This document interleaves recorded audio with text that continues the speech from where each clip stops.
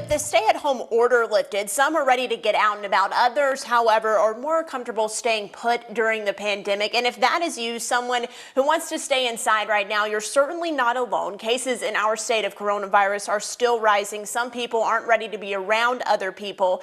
And that's why we're talking to Blanca Cobb this afternoon. Ways to say no if you're invited out, but you're uncomfortable going. So Blanca, let's jump right in here.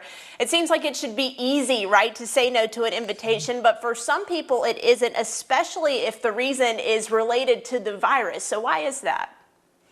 Well, when it comes to the virus, it is very controversial, right? Whether people should wear masks, not wear masks. People believe in social distancing where others don't. People like to be around people who wear masks, and other people don't like to be around people who wear masks. So it's all that controversy. And so when you say no, you don't want to offend.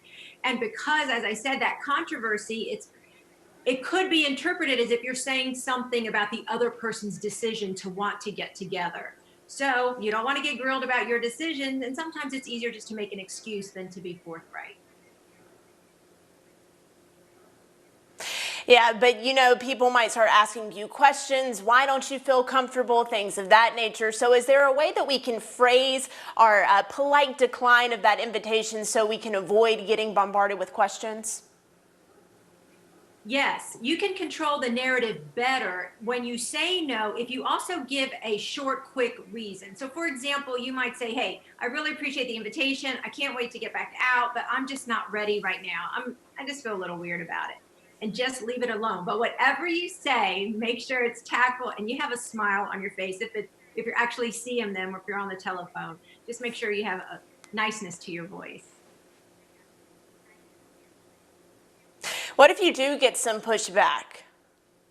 That's a tough one right there, because someone might say, oh, come on, I've been out already and no one's gotten sick. And if that happens, then you want to acknowledge what the other person says. So when someone feels acknowledged, when they feel like their point of view is validated, it doesn't mean that you agree, but it's validated, more than likely they'll leave it alone.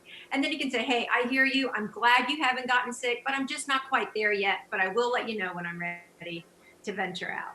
And just leave it at that.